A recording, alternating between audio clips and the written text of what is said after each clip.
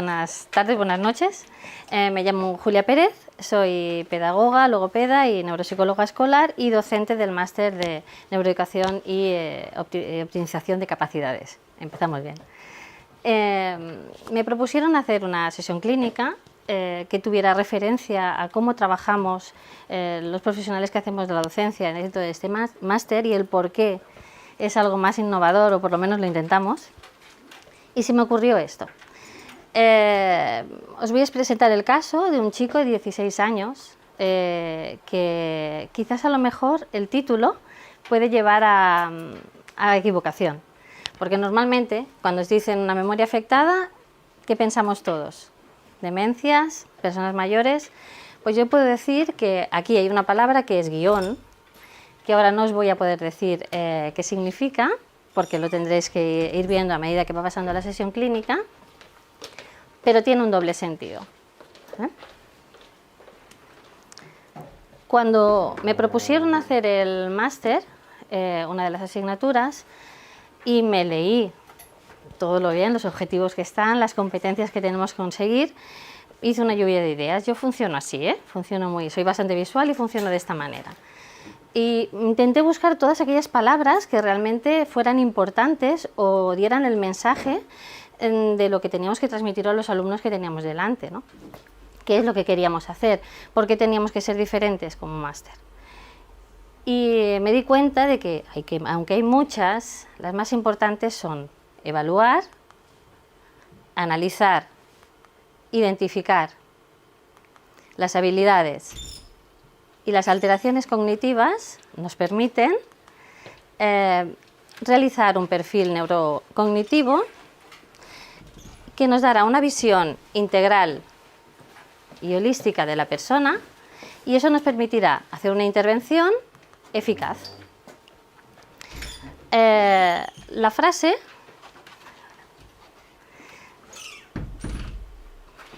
ya no empiezo. Bien. ¿Sí? La frase no es más que, bueno, queda muy bonito y realmente es lo que queremos hacer todos, ¿no? Pero sí que podemos realmente hacerlo. Hay muchísimo material, muchísimos recursos que hoy podemos encontrar de cualquier lado. Cuando yo empecé a trabajar en esto, tenía que utilizar las revistas de Lola, ¿vale? O cualquiera la primera que hubiera, las de juguetes, para recortar y montar yo misma las fichas, porque no tenía opción. Yo no tenía ordenadores como ahora, que cualquier cosa lo monta rápido, ¿no? Y sin embargo sí que me daba cuenta de que los chavales o los chicos y chicas cuando estaban delante mío eran algo más que una dificultad o que tuvieran problemas de comprensión o que tuvieran... Había muchísimo más que allá. Yo recuerdo que la primera visión que tuve cuando me enfrenté al primer niño, y que se lo comenté a mi jefe, cuando me lo quedé mirando, lo que me vino a la mente fue: ¿qué es esto que tiene ojos? ¿Me va a morder o no? O sea, todo el mundo me había enseñado en la universidad qué significaba una dificultad, cómo había que tratarla incluso, pero nadie me había dicho cómo tratar a un niño. ¿Qué visión había que tener de un tratamiento, de una reeducación? En el máster sí que intentamos que se rompa un poquito el esquema de pensar solo en las dificultades. Tenemos que ver algo más, porque ¿por qué tenemos que ver solo lo negativo y lo que tenemos que mejorar y no lo positivo? ¿Vale? Es lo que intentaré explicaros con el caso que os presento hoy. Para mí, eficacia, que es lo que hemos hablado antes, significa que las reeducaciones tienen que ser rápidas. Rápidas me refiero en tiempo, que sea el tiempo justo y necesario. Todas las reeducaciones largas, globalizadas, que se dedican en general al niño, pero que no hacen mucho, como mucho lo que hace es que el niño se aburra, se canse de la familia, nunca pueda llegar a objetivos, y cuando llegas al objetivo es demasiado tarde, porque no llegan nunca a integrarlo dentro de su vida diaria. También quiero que sean, o me gusta que sean concretos. ¿Qué significa? Que si tiene una determinada dificultad, yo no solo voy a trabajar esa dificultad, voy a intentar potenciar las habilidades para compensar el perfil y de esa manera conseguir que el niño, cuanto antes, aprenda incluyéndolo dentro de su vida. Yo me he encontrado muchas veces, y sobre todo al principio cuando empezaba a trabajar, que les enseñaba técnicas para comprender una lectura, pero que cuando tenían que estudiar no utilizaban ninguna. Y sin embargo, los ejercicios que hacíamos en el despacho eran geniales.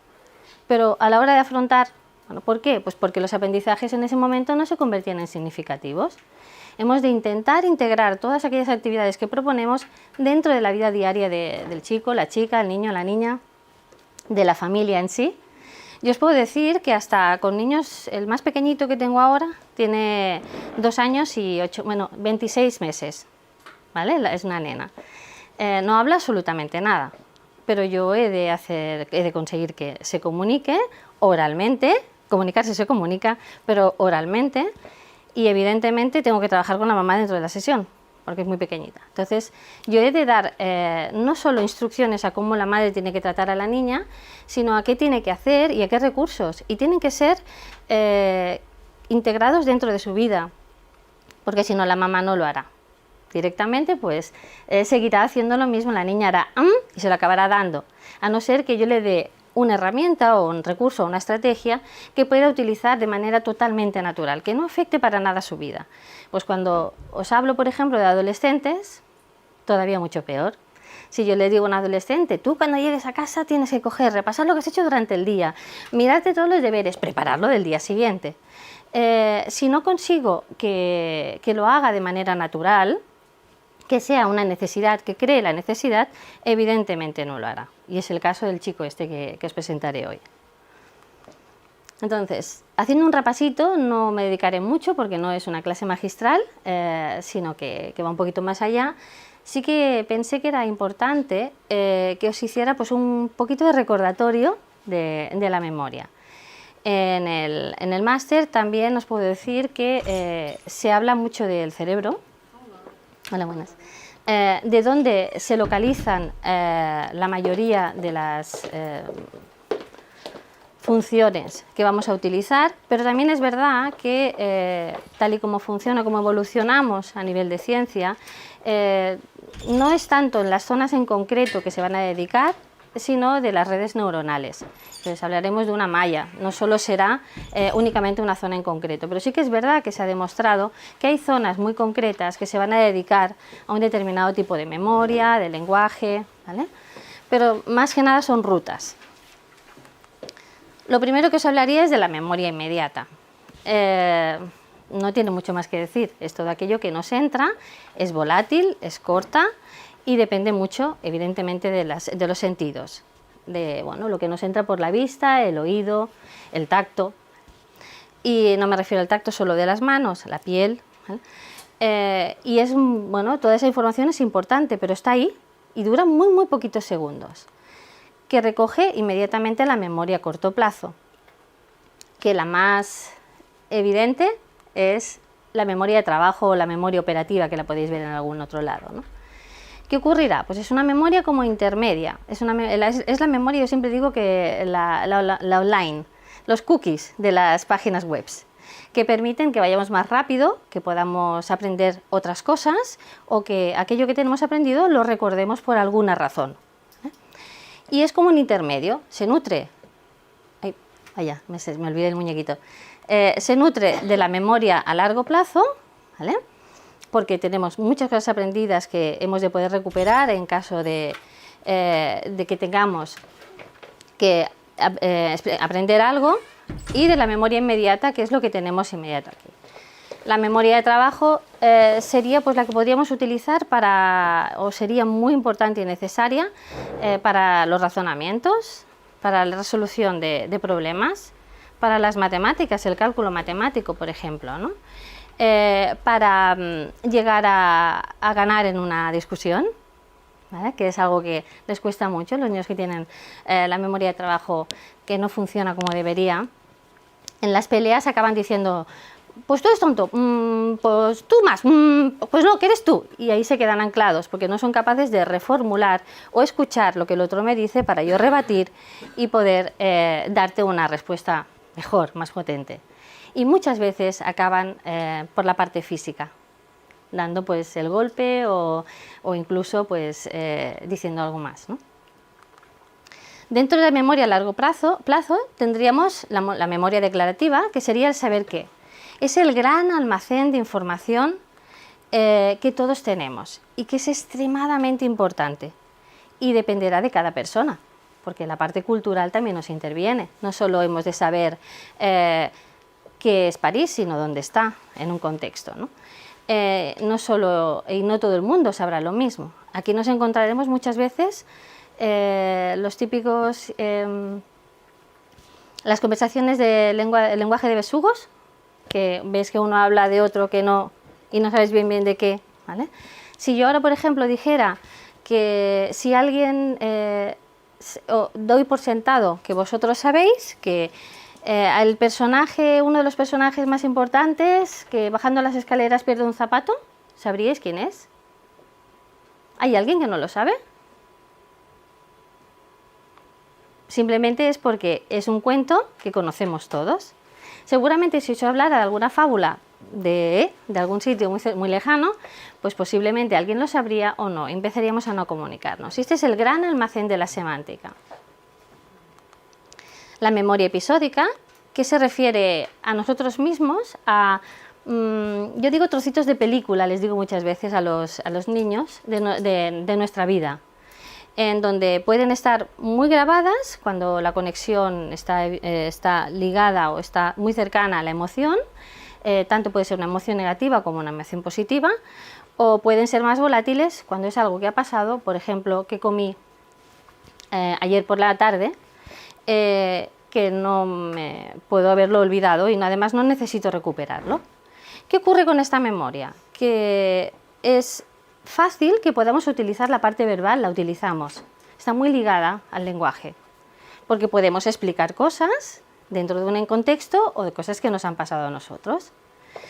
Sabiendo cómo funciona, y si tenéis delante chicos y chicas que son buenos en esto, son muy buenas para conseguir hacer asociaciones, por ejemplo. Hay chicos, tengo uno en concreto que es muy bueno, le gusta mucho El Señor de los Anillos, ¿vale? Yo El Señor de los Anillos lo he tenido que aprender, no sabía mucho El Señor de los Anillos, ahora sé un poquito más. Pues muchas veces para poder recordar cosas utilizamos conceptos del Señor de los Anillos. Cuando él tiene que aprenderse pues, algún episodio concreto de historia, utiliza el Señor de los Anillos, ¿vale? Porque es la manera en la que podemos, seguro ya tenemos esa información y la vamos a aprovechar. La memoria no declarativa o implícita sería el saber cómo. Es una memoria en la que la parte verbal es muy compleja, porque nosotros, una de ellas es la memoria procedimental, nosotros podemos aprender a tocar una guitarra, a ir en bici, ¿vale? Y sabemos qué es lo primero, qué es lo segundo, a vestirnos. Pero ¿qué pasa si yo le pregunto a alguien que me diga cómo se toca la guitarra? ¿Lo puede explicar? ¿O le costaría? ¿Qué pensáis? Sí. Este tipo de memoria está muy desligada de la parte verbal. Se puede hacer, se puede saber hacer, pero es muy difícil utilizar la parte más lenguaje. El priming o aprendizaje perceptual se tiene poco en cuenta y yo, sin embargo, lo utilizo muchísimo, porque sé que está. Si yo os pongo este simbolito, ¿qué es lo que veis todos? ¿Y por qué no veis un elefante? Es un perro, porque todos tenemos grabados y tenemos unos conocimientos previos en el que sabemos que el perrito más o menos es así, tienen esto de morro, puede ser más largo, más corto, puede ser, pero es justamente la silueta en la que asociaríamos a un perrito, ¿no? Un perro. En el elefante pensaríamos que tendría que tener una trompa, algo tenía que tener. Pues es algo que yo utilizo mucho cuando trabajo en la lectura y la escritura, por ejemplo. No nos damos cuenta, pero los niños que tienen dificultades o que están aprendiendo simplemente sin dificultades, cuando aprenden a leer por un tipo de letra, ¿qué les ocurre cuando pasamos a otra letra? Les cuesta mucho. Cuando pasamos de la letra de palo a la letra cursiva, ¿vale? A la letra cursiva, tienen grandes dificultades, pero cuando después pasamos a la de imprenta, ¿tienen las mismas dificultades? ¿Lo sabéis para pensar? Pues no no las tienen. ¿Por qué? Porque ya hemos creado un priming, ya hemos creado una base en la que la A tiene unas determinadas cosas que son importantísimas. Y el resto de las letras igual. Entonces cambia la forma, pero lo que es la esencia o el esquema de cualquier cosa es lo mismo, ¿vale? Entonces, si nosotros tenemos en cuenta, sobre todo a mí me ocurre mucho esto con niños pequeñitos, cuando os hablo a lo mejor de 2, 3 años, ¿vale? Donde cuando llegan a mí, y estoy trabajando precisamente por la logopedia, no saben hablar, ¿vale? Me doy cuenta mucho si es algo que les gusta o no les gusta, o les molesta o no quieren, según el priming. Dependiendo de lo que van cogiendo, yo ya sé exactamente qué es lo que no les gusta, sí o no, ¿vale? Porque sabes que la forma es más o menos la misma. Cuando les enseño, yo tengo un cajón muy grande, pues con muchos animales, muchos tipos de perro, muchos tipos de vacas, y entonces, bueno, pues saco una vaca. Tengo además una vaca rosa, totalmente rosa, y tengo un cerdo totalmente rosa, más o menos del mismo tamaño, y bueno, es una vaca y una cerdita, ¿vale? Pues son capaces de diferenciarlo cuando ya es totalmente espontáneo y yo les digo, bueno, pues esto es una vaca y me dicen que no, yo ya sé que han empezado a tener conocimientos más extensos y entonces puedo empezar a trabajar las familias de palabras, por ejemplo. Porque sé que tienen una base y tienen un aprendizaje previo. El aprendizaje asociativo, que puede ser emocional o motor, y esto es lo que se acerca más a la teoría más conductista, Pavlov, el de las ratitas, que cuando estaban dentro de una jaula sonaba un pitido, una luz, y les daban una pequeña descarga en las patas y sentían esa sensación. Llegó un momento, bueno, pues que cuando oían el pitido o la luz, la rata saltaba antes de recibir la descarga. Pues es lo mismo, también aprendemos así. Y aprendemos o bien porque tenemos a nivel emocional, nos gusta o no nos gusta, o nos hace sentir bien o mal, o bien es una respuesta totalmente motora, ¿vale? Y después tenemos el aprendizaje no asociativo, que sería aquel que está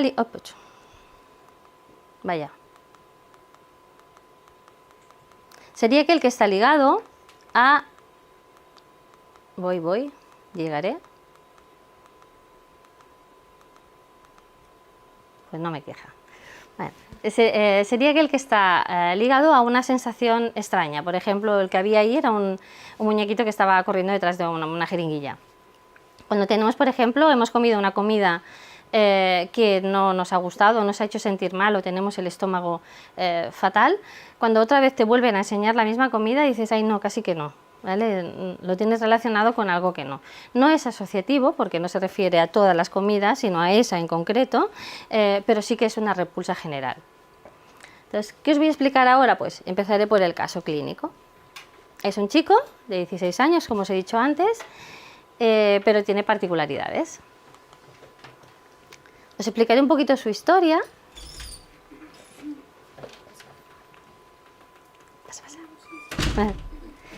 Y bueno, en principio pues es un chico que no tenía ningún tipo de dificultad ni antecedentes clínicos prenatales. El embarazo fue totalmente normalizado, el parto también, tercer hijo, o sea que no hubo ningún tipo de dificultad aparente.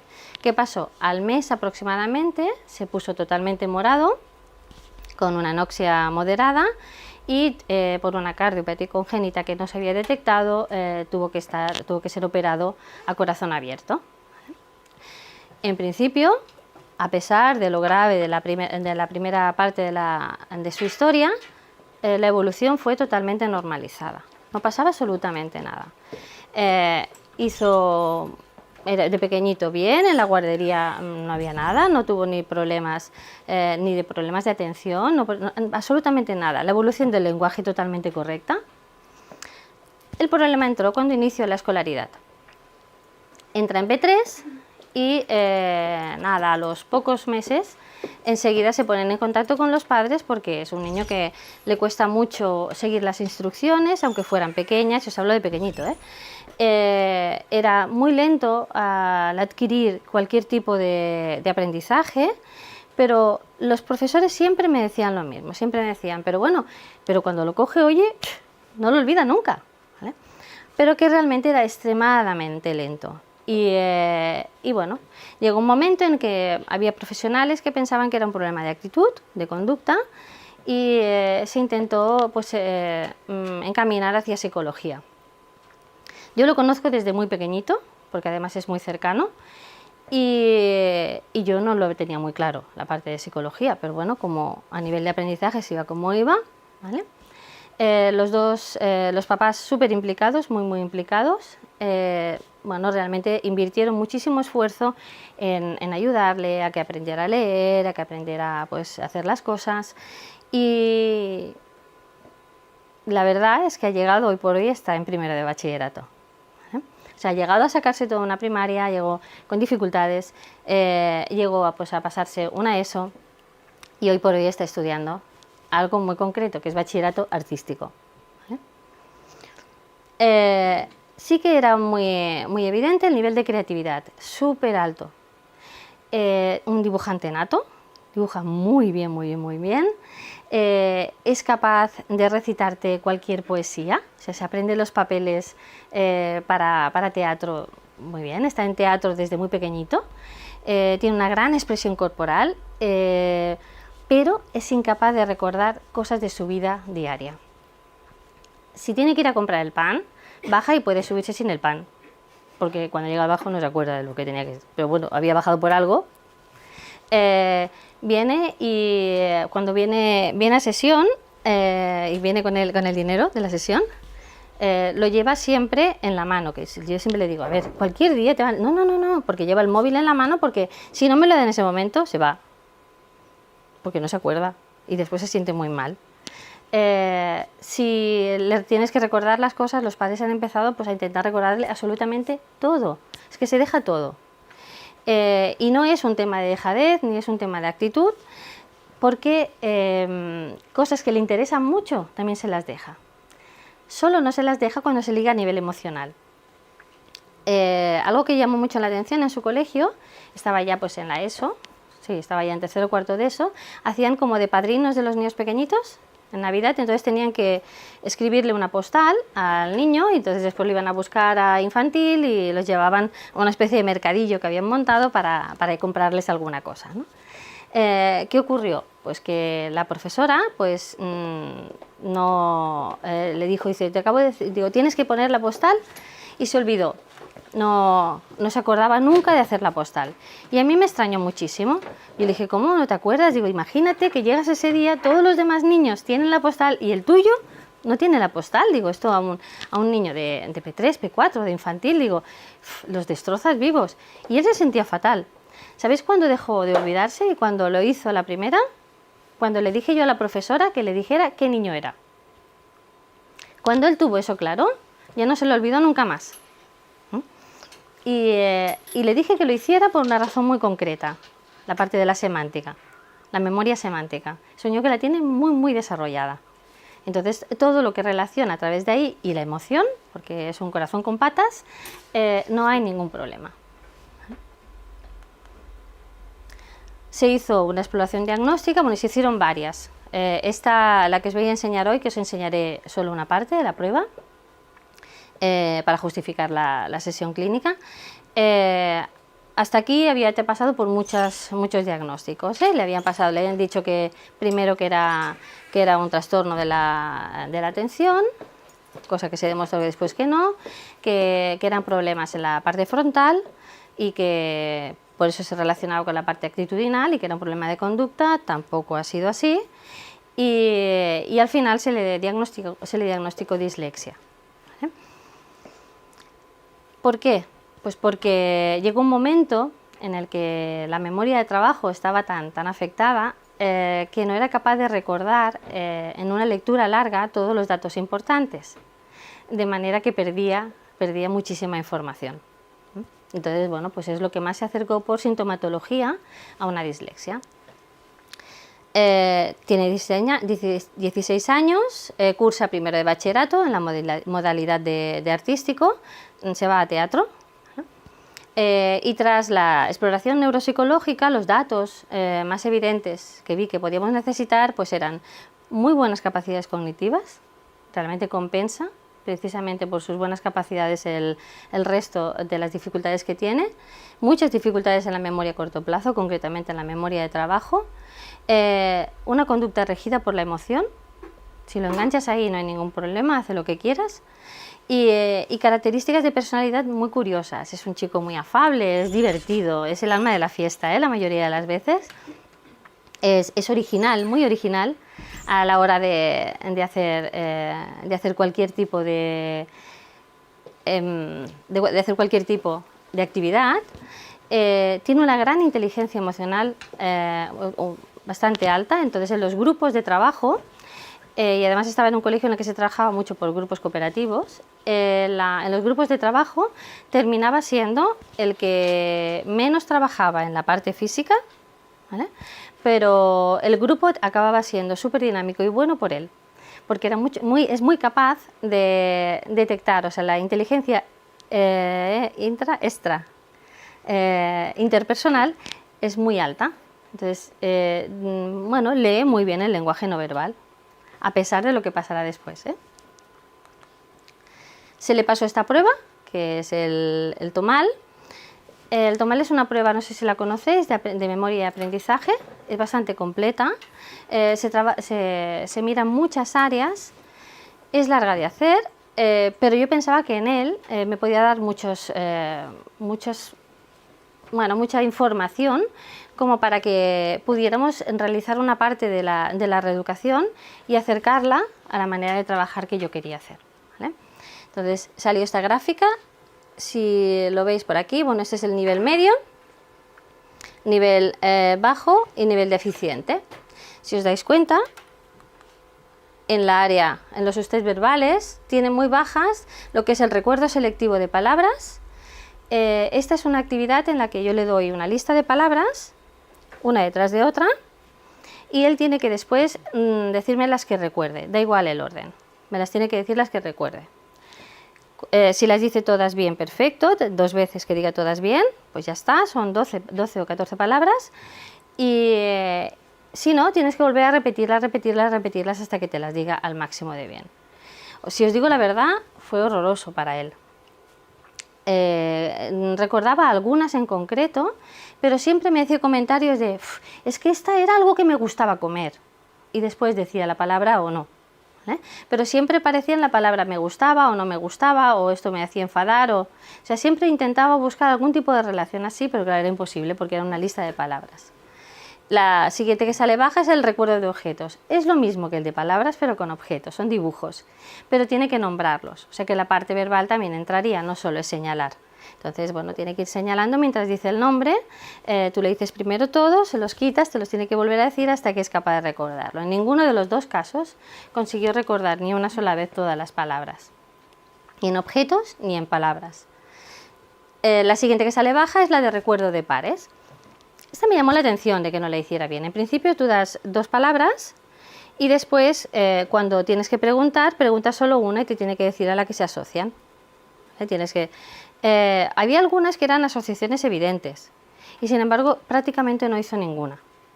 También es verdad que ante la parte verbal también estaba más bloqueado, se bloqueó más y ya nada más veía letras, ya le entraba de todo. Pero sí que me llamó mucho la atención que todo lo que eran la memoria de historias estaba en la parte baja, pero bien, era por la cantidad de datos que a veces perdía. Pero los dígitos de orden directo, las letras de orden directo, los dígitos de orden inverso y las letras de orden inverso, si conocéis el WIS, que es muy parecido, en dígitos de orden directo tú das una serie de números, te los tienes que repetir en el mismo orden que tú se lo has dado. En inverso es de atrás para el final, lo mismo con las letras primero como se las dices y después empezando por el final. Y aquí la verdad es que lo bordó, ¿vale? Ya me hizo pensar en la estrategia mnemotécnica que íbamos a trabajar. Hay un material en concreto que podía encajar con él muy bien. Después, en la parte no verbal, habían estas dos áreas muy bajas, la memoria de caras y el recuerdo selectivo visual. La memoria de caras son una serie de fotos que están en blanco y negro, que no se ven demasiado bien, y empiezas, primero le enseñas una cara y después se la quitas, le enseñas esa misma cara entre otras mezclada y tiene que decirte cuál era la que había visto. Empiezas por 1, 2, 3, hasta un máximo de 8. Y tuvo muchos problemas, pero porque continuamente lo que hacía era quedarse clavado. Tú le enseñabas una cara y me decía, oye, esta me da miedo, esta no me gusta, o tal. Y cuando enseñabas con la otra, ay, ya ha salido esta que me da miedo, anda, ahora no me acuerdo cuál era la que había visto antes, ¿no? Esa fue su reacción todo el rato. Entonces, ya me estaba dando dos pistas. Lo que era recordar números, muy bien, números y letras, ¿vale? Y lo que era la emoción también. O sea, yo tenía aquí 2 puntos que esto tenía que poder utilizarlo. Y la que salió también baja fue la de recuerdo de selectivo visual. Son símbolos más bien abstractos, con muchas rayas. Y lo que pasaba es que perdía mucho tiempo en buscar asemejarlos a algo que conocía. Es que esto parece no sé qué y esto tal, ya se ha pasado el tiempo, porque claro, tienes que dejar muy poquito tiempo para verlo, ¿no? Y por ahí vi que era más, o sea, era más la estrategia que estaba intentando utilizar, que no valía para lo que quería hacer, que no tanto las dificultades en sí. Donde más me sorprendí fue aquí, cuando empecé a ver los índices. En los índices me encontré con, evidentemente, un recuerdo asociativo súper bajo, ¿vale? Porque es el recuerdo asociativo aquí lo que está haciendo es buscar asociaciones de cosas que en principio son inconexas, no las está relacionando con nada. Y un recuerdo libre también. O sea que ya me estaba diciendo que perdía muchísima información de entrada a la hora de recibir desde fuera. ¿Qué me llamó la atención? Esto, el aprendizaje. Y os digo por qué. Si tenía tantos problemas para distinguir, ¿cómo es posible que fuera capaz de integrar de la manera que integra? Aquí, pues cuando lo vi, pensé, digo, wow, aquí hay algo que no me acaba de cuadrar, no lo entiendo. No puede ser. Si me están diciendo que no recuerda, ¿cómo es que...? Bueno, pues precisamente porque su fuerte es la memoria a largo plazo. Ha llegado a tener muy buena memoria semántica, tiene muy buena memoria episódica, el priming lo tiene muy bueno, y entonces empecé a entender cómo era capaz de aprenderse los papeles. El Hamlet, perdón, se lo sabe y lo interpreta increíble. Porque él es capaz de meterse dentro, se mete dentro de la situación semántica, vive el papel, la episódica, es capaz de ver el procedimiento, cuando salgo, cuando entro, cuando entra otro, ¿vale?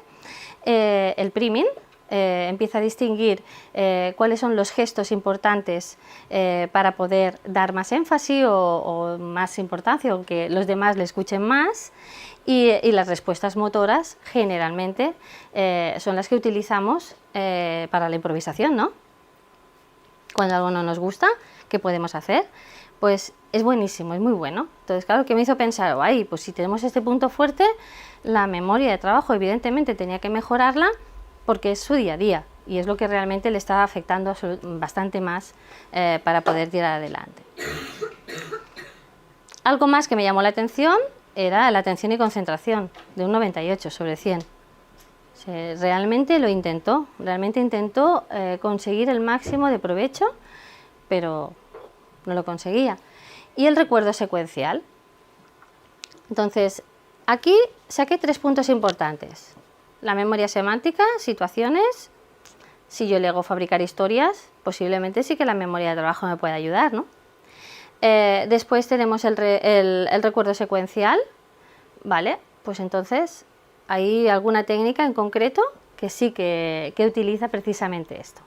Entonces vi que era un buen candidato, entonces la fuimos trabajando. Llegó el momento de la decisión, tomo la decisión y bueno, pues a ver, primero vamos a intentar hacer pues el colchón para asegurarnos de que todo lo que vamos a hacer va a servir.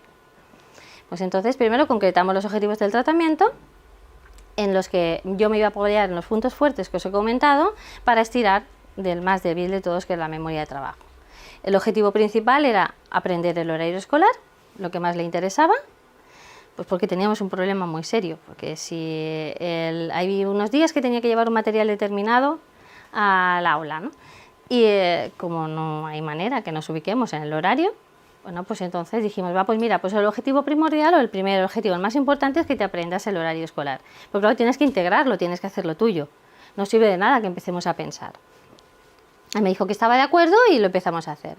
Empezamos a aprender algunas reglas mnemotécnicas para que hiciera justamente delante de los ejercicios para aprender, sobre todo para que fuera a iniciar la parte de la atención. Es muy bueno en atención, pero cuando él se centra en algo, si no se centra, entonces primero pues le miramos de trabajar algunas estrategias como que llegar a casa hiciera un camino, que fuera capaz de pensar que le recordaba tal cosa o tal otra y la tenía que ir apuntando. Justamente 5 o 10 minutos como mucho, 10 minutos no, pero 5 minutos sí, antes de hacer los deberes. ¿Vale? Y después integrar los ejercicios en su vida diaria, porque si no, malament rai. Entonces decidimos, cuando yo le empecé a explicar cómo íbamos a hacer para aprender el horario, decidimos que 5 minutos antes iba a hacer antes de empezar los deberes escolares, iba a hacer una cosa muy concreta y también lo tenía que hacer por la mañana cuando se levantaba. Lo podía hacer, no tenía ningún problema, porque eran 2 momentos en los que él siempre hacía algo más con el móvil. Entonces, bueno, pues sabíamos que sí. Y entonces, lo que acabamos haciendo es utilizar el móvil. ¿Vale? Dentro pusimos una foto de lo que tenía que mirarse y cómo lo tenía que hacer y la historia que tenía que montar. La intervención, ¿cómo se realiza?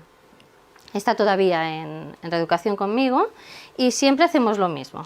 ¿Vale? Más o menos se divide así la sesión, en donde hay un inicio, aproximadamente pues, este espacio en el que lo que aprovechamos es a repasar cómo le ha ido lo que hemos trabajado, lo que hemos hecho, si la ha podido hacer, si no la ha podido hacer, por qué razón no la ha podido hacer y si la ha podido hacer, si se siente que se lo ha aprendido ya o no.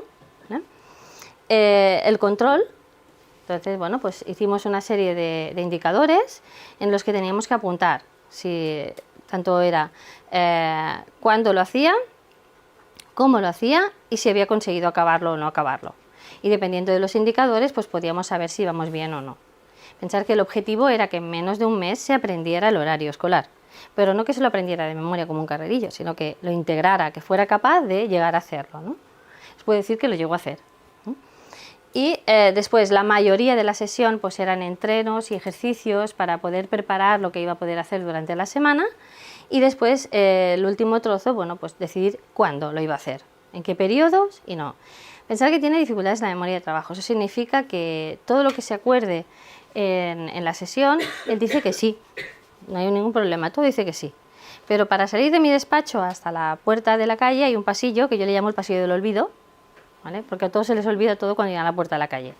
Entonces, tenemos siempre que hacerlo de manera que con él, como todos los adolescentes están con los móviles, bueno, todos estamos con los móviles también ya, ¿no? Bueno, pues utilizamos el recurso pues, del calendario, porque eso sí, no se olvida nunca de mirar el móvil, ni del WhatsApp, eso sí, siempre. Entonces, bueno, pues aprovechamos ahí, no hay ningún problema, lo utilizamos como una estrategia. Entonces, a veces le hago hasta cuestionarios online, para que se los mando por mail, para que me vaya contestando. Porque después como sale, bueno, los típicos estos de Google, que después salen las gráficas, bueno, pues lo vamos haciendo así. Tenemos colgados, bueno, eso lo hago con casi todos los chavales ya, En el Drive tenemos colgados, pues por ejemplo, si se han propuesto hacer una determinada estrategia, o un determinado ejercicio, bueno, pues lo tienen que poner allá. Entonces yo voy viendo en tiempo real si lo hacen, si no lo hacen, y si no les voy diciendo, ey, que no has entrado, que te he visto que no has entrado, ¿no? Entonces es la manera en la que, bueno, vas entrando dentro de su mundo y realmente lo acaban de integrar y bien. Pues entonces, una vez ya, sé lo que le pasa, planteo más o menos cómo puede hacerlo. Lo que tenía que plantearme ahora en ese momento era qué material iba a utilizar. Y no solo qué material iba a utilizar, sino cómo iba a utilizarlo y de qué manera podía modificarlo para que para él fuera correcto. Si recordamos un poquito atrás, os dije, números, no tenía ningún problema en recordarlos en secuencia. Y letras, tampoco. Además, de hecho, el abecedario no tiene ningún tipo de problema. ¿Qué se me ocurrió? La técnica Dominique. ¿La conocéis? Mira, he traído el material, si no me caigo. Es este, ¿vale? Es un señor, Dominique O'Brien. Bueno, yo y el inglés no mucho. Y bueno, realmente pues se inventó, ha ganado muchísimos campeonatos de memoria. Y se inventó una técnica que no es extremadamente complicada, sí es complicada llevarla a cabo tal y como lo hace él, ¿vale? Pero sí que vi que era bueno utilizar alguna de las cosas que hace él.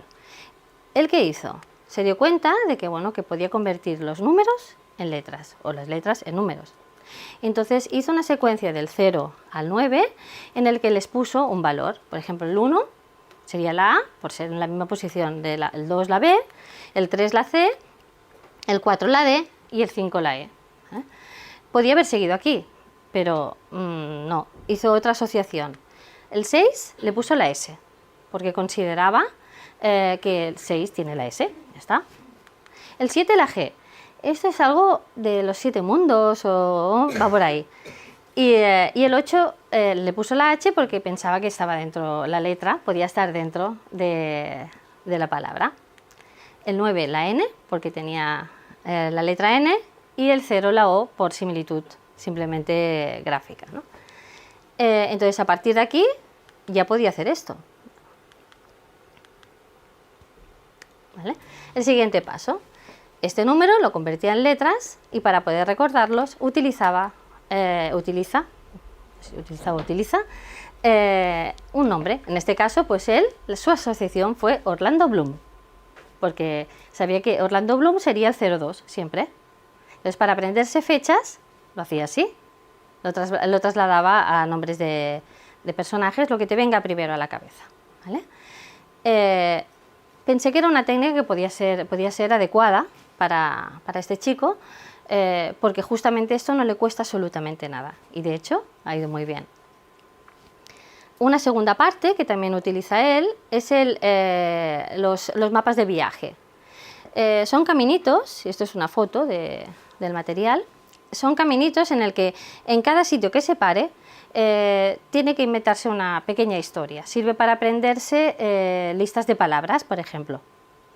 Entonces, por ejemplo, si tuviera que aprenderse, pues lo primero es una fuente, un carrito de helados, y pues si tiene que aprenderse, pues no sé, naranja, azul y perro, bueno, pues en la fuente de color naranja tenía un helado de color pues azul, donde fue un perrito a... ¿Vale? Entonces, es como va montando las historias para llegar a hacerlo.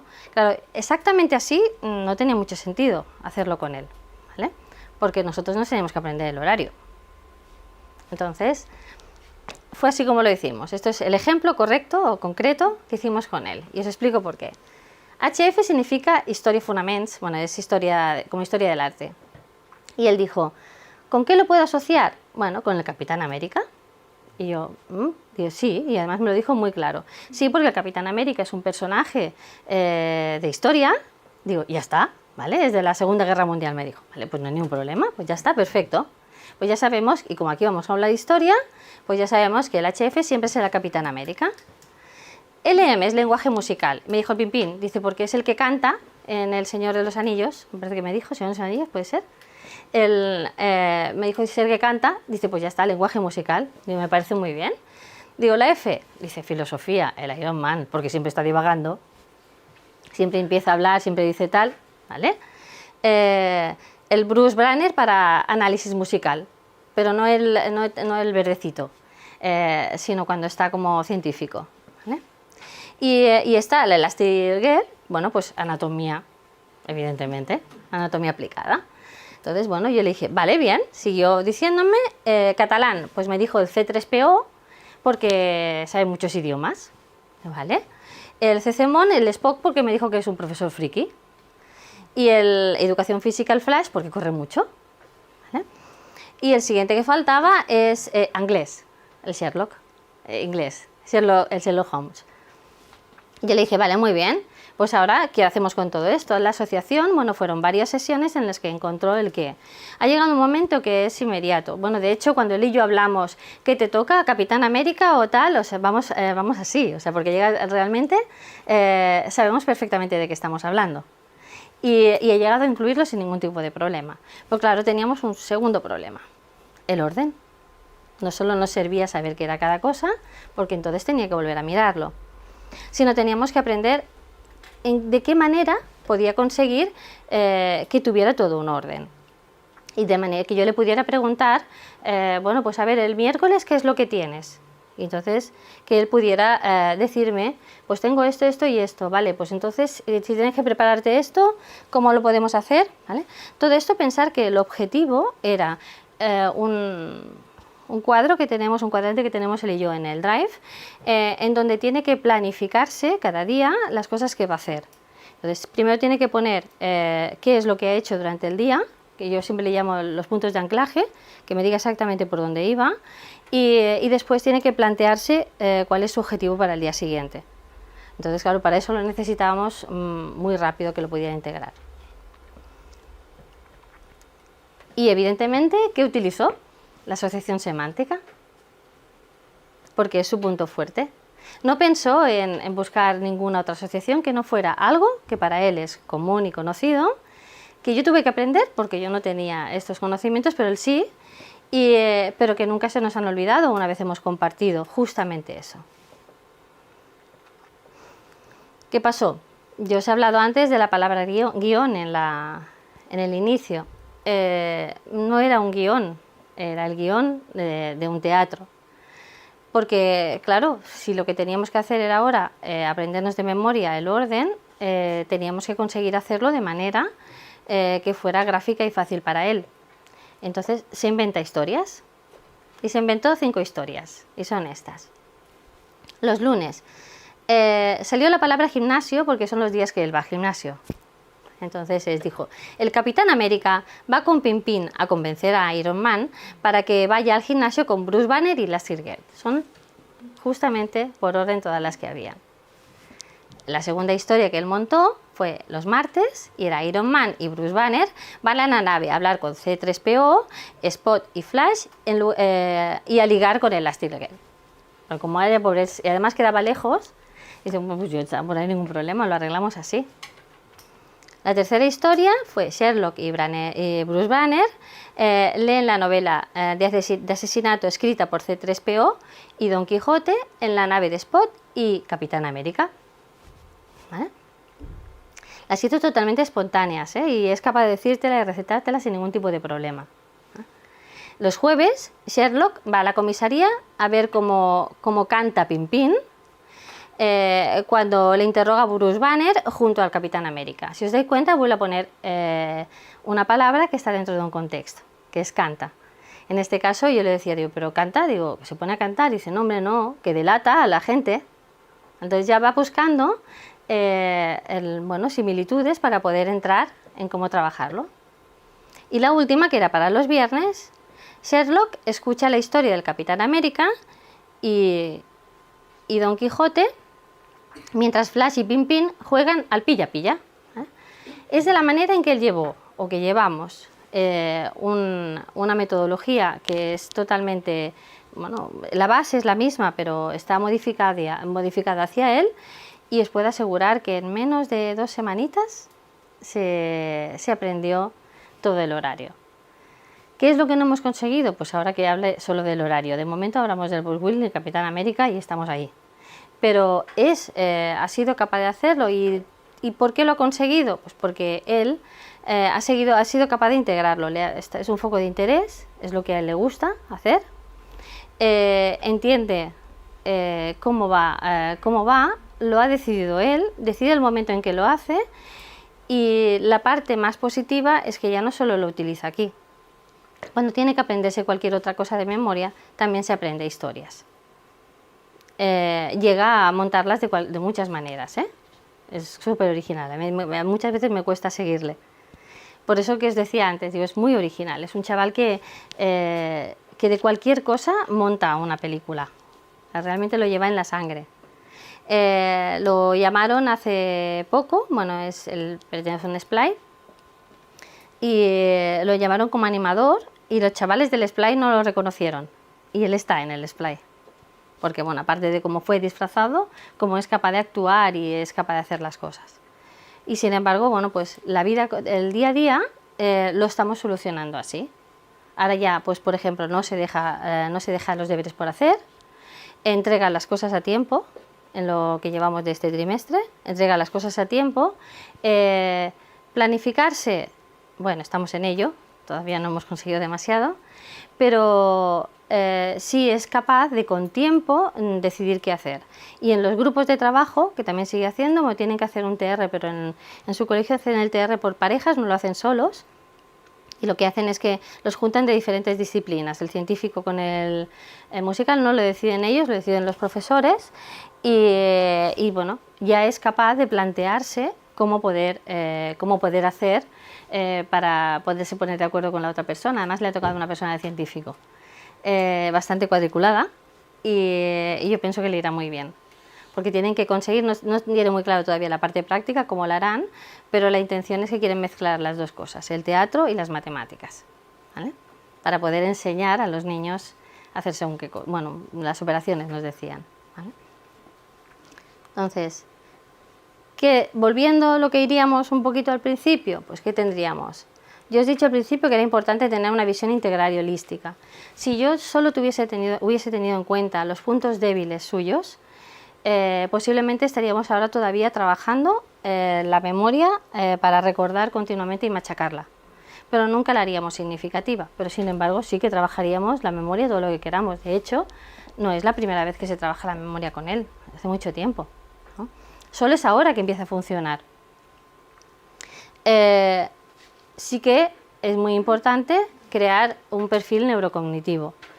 No averiguar los puntos débiles, eso lo sabemos siempre. O sea, yo cuando llegan a la sala y hablan con los papás, lo primero que le digo a unos papás es, no voy a deciros qué es lo que le cuesta, es que me lo estáis diciendo vosotros. Dice, no tiene sentido hacer un diagnóstico para yo deciros, sí, evidentemente, le cuesta mucho leer, o le cuesta mucho hacer tal cosa, o le cuesta mucho. No, ya lo están viendo ellos.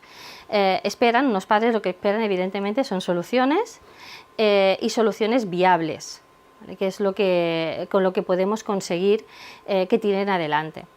No nos podemos olvidar nunca del momento evolutivo. No es lo mismo trabajar con niños de 5 años que trabajar con adolescentes, porque bueno, realmente la tecnología avanza y o nos enganchamos al carro o estamos mal, ¿vale? Entonces, bueno, pues nos vemos obligados y tenemos que hacerlo.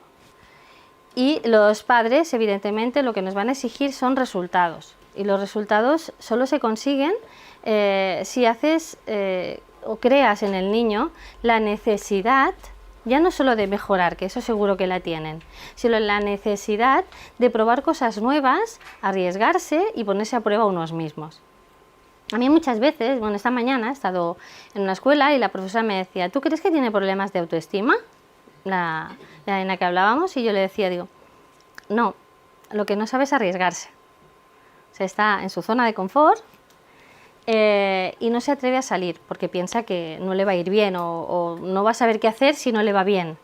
Digo, cuando aprenda a arriesgarse, verás. Y bueno, porque con ella hemos empezado a utilizar aplicaciones determinadas para trabajar los mapas de concepto. Porque en clase, delante de una hoja en blanco, se agobia muchísimo y bueno, le hemos empezado a trabajar de otra manera. Pues eso es lo que ocurre, pero solo podemos saber si realmente conocemos al niño mucho más allá. No solo qué es lo que hace, sino lo que le va muy bien hacer. Porque normalmente cuando te llegan a consulta lo que te suelen decir es, no, es que como yo voy mal en el cole, como a mí no me sale nada bien, o yo no soy bueno, yo no soy listo. Y yo siempre les digo lo mismo, digo, perdona, digo, todos los niños que vienen aquí son inteligentes, todos. Digo, lo que pasa es que porque la inteligencia es la capacidad de poder aprender y todos podemos aprender, ¿no? Digo, el problema lo tenemos que no todos somos igual de listos. Entonces tú vienes a convertirte en más listo, eso vale, pero eres exactamente igual de inteligente que los demás. Entonces ese paso es el que puede ayudar a si realmente lo conoces. Evidentemente hemos de conocer las habilidades y las debilidades. A mí no me gusta poner déficit y compañía, ¿no? Y para todo eso hemos de conseguir que sea pues una reeducación totalmente eficaz. Y para ser eficaz hemos de conseguirlo rápido, de manera efectiva y que se integre muy bien en lo que es. Miraros, con niños pequeñitos, por ejemplo, cuando trabajo el habla, yo les monto dados. En la misma sala se llevan un dado hecho en el momento, con una foto de su carita, siempre pidiendo permisos y todo, con una foto de su carita en la que cuando toca esa cara, ella decide, o él decide, lo que tienen que hacer los demás. ¿Vale? Entonces se convierte en dueña. Y los demás son las praxis que quiero que trabajen con los papás. Porque por lo menos sé que van a jugar. Ahora, si yo les doy un folio y les digo, mira, cuando llegues allá, delante del espejo, le dices la lengua arriba, la no sé qué, no sé cuántos. Sí, los 2 primeros días lo harán. El tercer día dirán, pues mira, ya lo haremos mañana, que ahora está cansada, o yo estoy cansada y no. Pero de esta manera hasta me aseguro que los niños exigen a los papás ese rato de juego. Porque primero lo tienen para ellos y después van a trabajar lo que yo quiero. Y como además hay un momento que toca su cara y mandan ellos, pues entonces ya es. ¿Vale? Y lo siguiente es lo que os decía, aprendizaje significativo, que entre dentro de todo lo que tenemos que hacer, que lo podamos utilizar para cualquier otra cosa. Si yo domino la técnica Dominique, a partir de ahí yo puedo utilizarla para lo que quiera. Puedo aprender fechas, puedo aprender palabras, puedo llegar a aprender series de cosas. Y puedo ir complicándola según a mí me convenga, por ejemplo. Esta es una, como 20.000, hay muchísimas más. A la hora de estudiar, pues es lo mismo. Cuando se les enseña un hábito de estudio, lo fácil es decirles, bueno, pues ahora tú coges, te lo lees, subrayas, después de subrayar haces un esquema o un resumen y después pues una ficha con las cosas más importantes, ¿vale? Total que cuando el niño ha acabado, ya se le ha ido la lección y ha hecho 2 veces el examen. ¿Vale? Entonces no nos sirve de mucho cuando hay dificultades. Ahora, si tú coges y le dices, vamos a ver, oye, un momento, vamos a buscar las palabras pista y las palabras chivato, porque esas seguro que son importantes. Las palabras son 2 nombres que nos hemos inventado nosotros y las palabras pista para mí son las que me ayudan a interpretar la lectura. ¿Vale? Cuando os he dicho antes la chica que va corriendo por las escaleras y se le pierde un zapato, pues las palabras pistas serían escalera y zapato. ¿Vale? Porque son necesarias para yo poder entender el resto. Sin esas 2 palabras no habré podido entender el texto. Bueno, pues y las palabras chivato son aquellas como los pronombres, los relativos, todas aquellas que se pierden, que cuando están leyendo no saben verlas, sobre todo para las frases complejas, las pasivas y todas aquellas que dan la vuelta, ¿no? Bueno, pues simplemente con esto, que las subrayamos de maneras diferentes, yo siempre les digo, ¿no ves que los textos son chivatos? Si te lo están diciendo, digo, solo tienes que encontrar las palabras como en una sopa de letras. Entonces las buscamos y con eso hace el esquema. Seguramente habrá leído hasta 2 y 3 veces el texto, porque yo le voy diciendo, no, falta una. Yo la estoy viendo, faltan 2. O yo la estoy viendo y cuando las encuentra todas y acaba leyéndolas sola, tiene el esquema. Entonces, ¿cuándo lo hago cuando es un niño así? Pues seguramente no, lo hago cuando tienen muchas dificultades de comprensión. Porque eso es de la manera que pueden salvar el hecho de entender un texto X, determinado, que sea. Entonces, ¿cómo estaremos trabajándolo? Todo a partir de ahí, de las debilidades y las habilidades. Si son, por ejemplo, muy hábiles a nivel de dibujo o de imagen, bueno, pues utilizo eso. ¿Vale? En el caso de este chico, las letras es que le van, pero sí que habíamos utilizado, al inicio, cuando era más pequeño, habíamos utilizado 4 o 5 dibujos que eran para recordar algunas cosas. ¿Vale? Yo le decía que, bueno, el WIS 5, ¿lo conocéis? Es una prueba de capacidades en el que está dividida en 5 áreas y cada área pues es para mí en mi caso es un personaje determinado. Por ejemplo, la comprensión verbal es el bibliotecario, ¿vale? Después tenemos el bibliotecario, el arquitecto, el detective. Entonces, bueno, pues ¿por qué? Porque he relacionado cada una de ellas con un determinado mensaje. Entonces, cuando yo hablo con ellos, siempre les digo, un momento, ¿qué es lo que tenemos mal? ¿El bibliotecario o el detective? ¿Vale? Porque son más visuales y entonces vas haciendo anclajes, puntos, para que ellos puedan ir recordando y encontrando el lugar. Y poco más. Y ahora vosotras mismas, si tenéis alguna duda, queréis preguntar algo, tenéis curiosidad.